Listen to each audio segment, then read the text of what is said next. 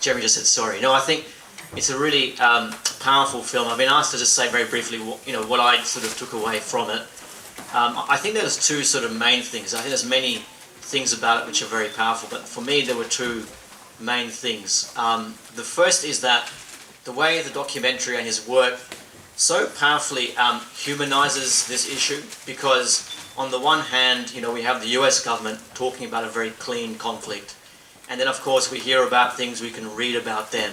But I think what we always often forget is that these are human beings we're talking about, whether or not they are terrorists or civilians or whatever.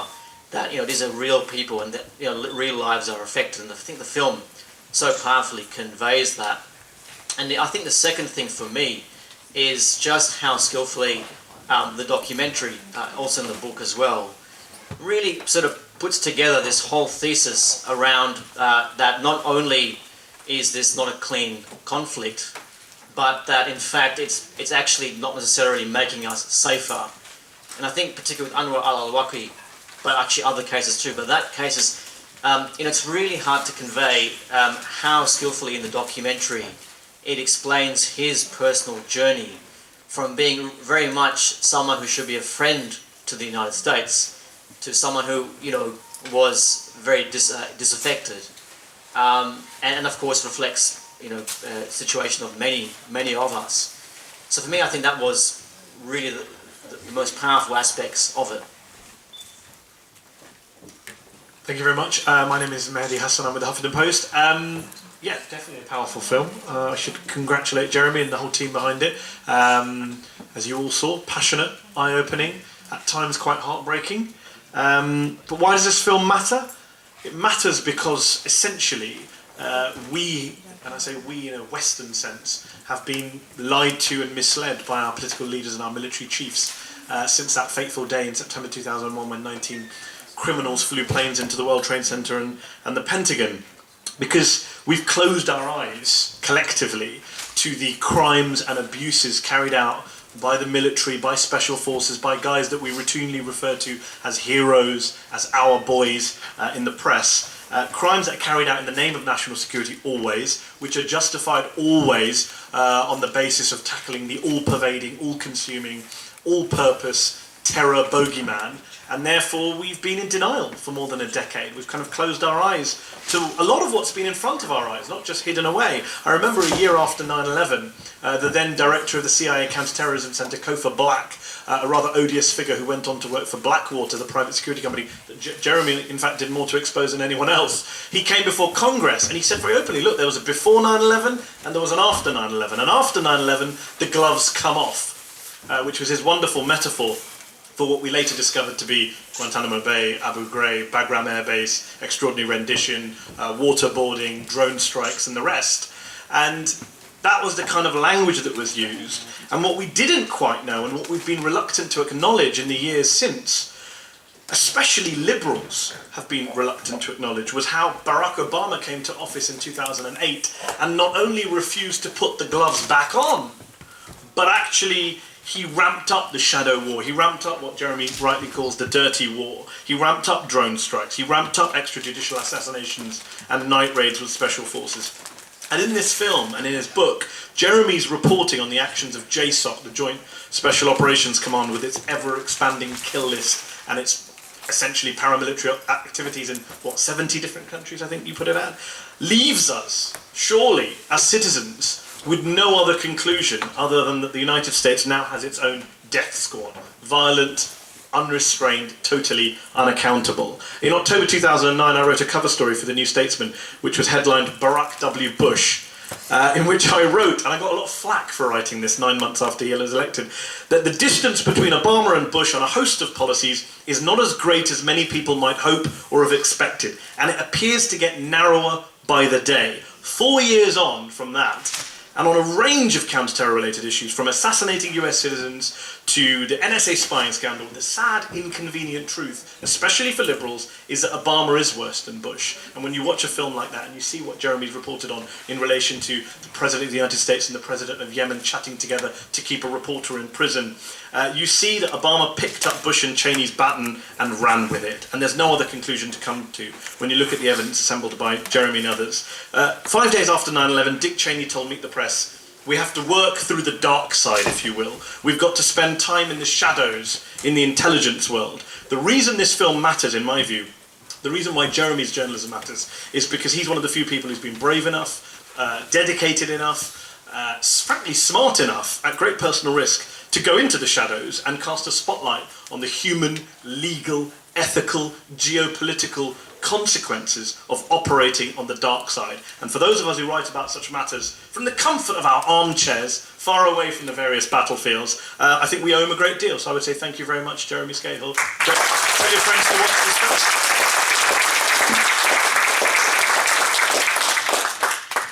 You're hired. First, I want to thank the students who organized this screening. It's a real honor to be here with all of you. I actually recognize some faces from Twitter in here too. So, we're here together at a time when there is a war on journalism around the world. Abdullah Al Shaya, the Yemeni journalist who you saw in this film, was released from prison a few months ago because of tremendous pressure from international colleagues, and I worked a lot on his case. Iona Craig, a great journalist for the Times of London, he was a fantastic reporter, worked tirelessly to secure his release, and very brave Yemeni human rights lawyers whose offices were shelled by the forces of the regime of Ali Abdullah Saleh at a time when they were trying to stand up for political prisoners and also to represent Abdullah Al Shaya. But he still is not free. He is under a sort of default house arrest in the Yemeni capital of Sana'a. He is not allowed to leave the capital, he's not allowed to have a passport, and they have told him that he's not allowed to be a journalist. And my understanding is that he intends to defy that because he is a journalist to the core. He doesn't have another existence or another life. That's who he is. The reason that the United States wanted him in prison was because he's a journalist, because he was a real journalist who was exposing an undeclared air war that Mr. Nobel Peace Prize winner was waging in Yemen, and allowing the Yemeni government to take responsibility for it, to try to wash Washington's hands clean of those operations, and because he had the audacity to interview people from Al-Qaeda in the Arabian Peninsula. And I think that if I could interview the leadership of Al-Qaeda in the Arabian Peninsula, I would do it in a minute, because I think that's the job of journalists.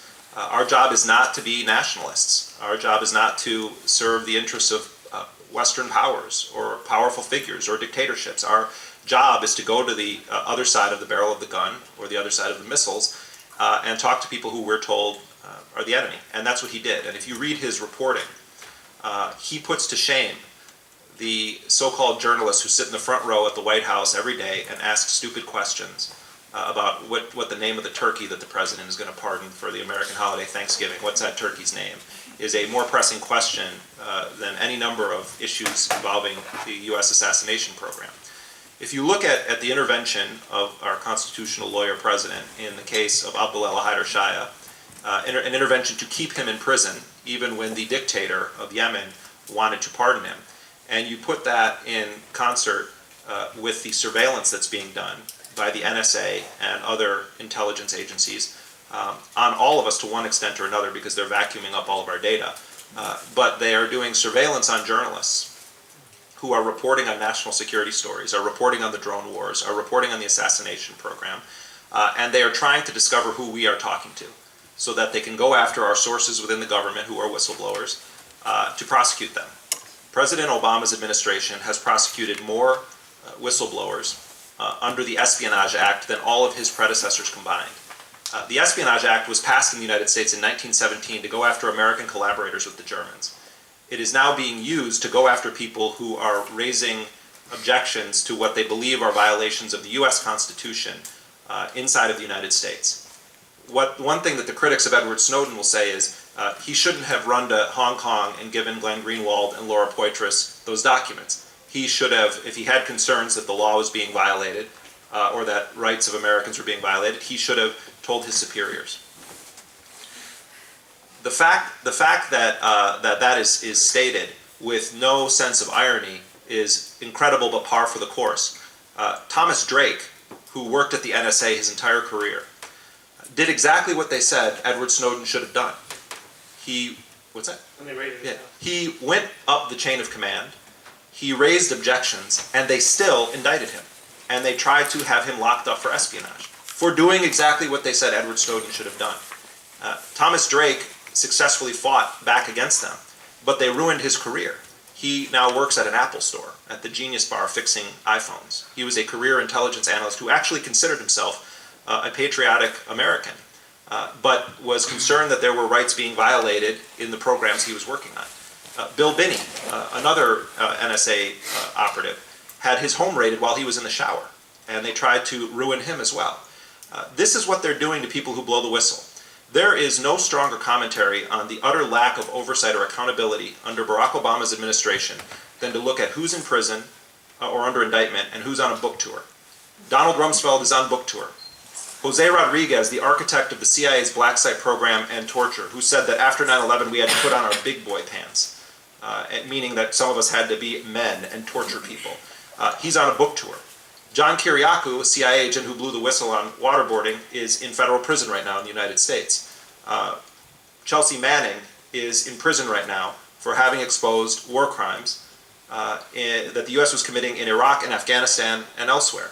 Barack Obama said at the beginning of his administration, when he was asked, why aren't you going to hold the torturers accountable, that we should look forward and not backwards. The next time I am stopped by the police for speeding, I'm going to say that to the officer. Well, the president said we should look forward, officer, not backwards at how fast I was going. It's how fast I'm going to go from now on. So we have this moment where there's a war on journalism, where our privacy is under attack, and where President Obama is presiding over a global assassination program. JSOC now and U.S. Special Operations Forces are actually in 120 countries across the globe. It is expanding under President Obama.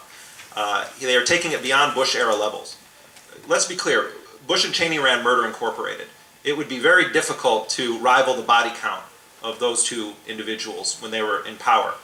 But to me, the most devastating aspect of what Barack Obama has done with his presidency when it comes to U.S. war policy, or what they call national security policy, is that he has sought to put the stamp of legitimacy on the very programs that many liberals in the United States would be protesting against if a Republican had won the election.